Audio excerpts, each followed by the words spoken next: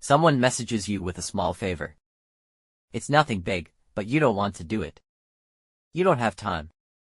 Yet, your thumbs start typing yes. Your chest tightens before your brain can finish the thought. That tightness has a name. The real reason is more complex than just being polite. It's not about manners or kindness. It's a system tracking obligations that was put in place long before you were born, older than language itself. Think back further than money, writing, or agriculture. For much of human history, there were no banks, contracts, or promises written down. There was only a small group of people, maybe 30 or 60, surviving together in a dangerous world. Meat spoiled quickly, and a hunter's luck could run out just as fast. So, early humans created something invisible to replace the banks they lacked. They established a system of obligation. The anthropologist Marcel Mauss spent years studying gift economies in tribal societies and found a consistent pattern. A gift was never just a gift, it was a hook. When someone gave you food, shelter, or protection, you owed them something. This wasn't a legal debt, it was emotional. That emotional debt was tracked more precisely than any ledger. Forgetting it could mean starving the next time you needed help and no one remembered why they should assist you. Your brain still runs that ledger today.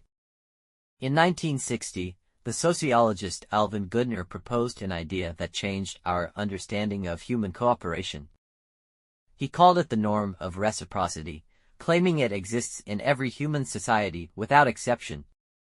Every culture studied has a version of the rule: if you receive something, you must return the favor. Not maybe, but must. It acts more like a law of nature than a suggestion.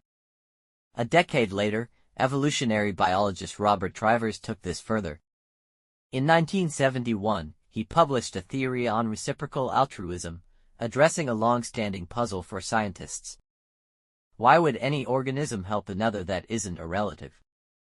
Evolution rewards genes, not kindness. Trivers argued that helping strangers makes sense, as long as that help is likely to be returned later. However, this system only works if cheaters face consequences. Therefore, evolution needed a built-in warning, an emotion that triggers when you take without giving. We call that guilt. Through this lens, guilt isn't a moral flaw. It's a survival response. It's the feeling your ancestors needed to ensure that the group could trust each other enough to share food today for a favor tomorrow. It gets stranger. This obligation warning doesn't check your paperwork. It doesn't pause to see if you actually owe anyone anything. It just activates. Psychologist Robert Cialdini illustrated this in a well-known social psychology experiment. Members of the Hare Krishna movement began giving strangers a single flower in airports without being asked.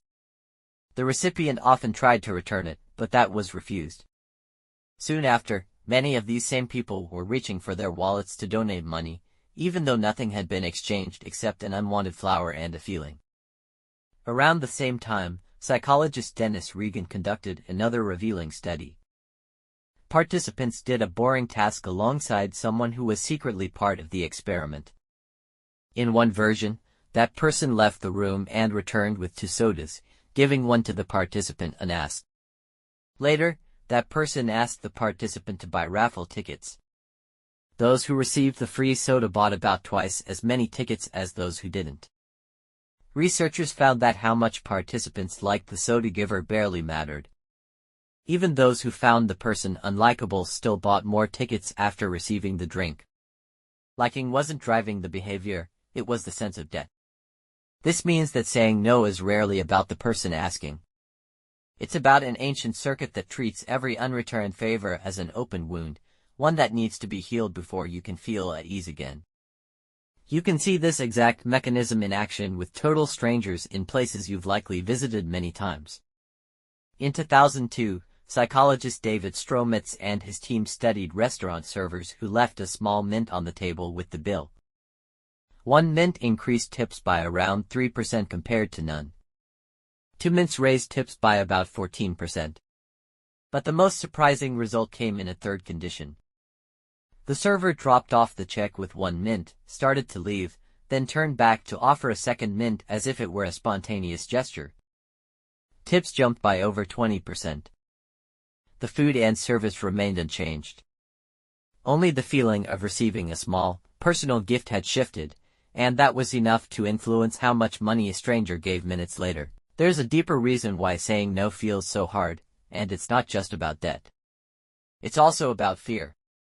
Neuroscientist Naomi Eisenberger conducted brain imaging studies in the early 2000s that revealed something disturbing. When people are socially excluded, even in a simple computer game where others stop passing them a virtual ball, a part of the brain associated with pain lights up. Specifically, a region known as the anterior cingulate cortex activates during social rejection. Your brain literally does not distinguish between physical pain and social exclusion. Now consider this.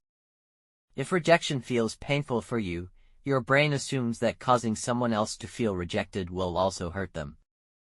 Therefore, when you think about saying no, you're not only evaluating your own schedule. You're running a simulation where the other person experiences that same pain. An ancient part of your mind sees inflicting that pain as dangerous. In a small tribal group, the person causing harm or refusing debts risked being cast out. Historically, exile often meant death. That's the true source of your guilt. It's not weakness. It's two ancient alarms activating simultaneously. One signals that you owe something, even to a stranger who handed you an unwanted flower. The other warns that refusing might damage the bond that once kept you alive. Today, the stakes are entirely different. You won't die if you decline a group chat request, skip a colleague's fundraiser link, or say no to a small favor from someone you barely know. Yet, the wiring hasn't abated. It still responds to a text the same way it once reacted to sharing a kill around a fire.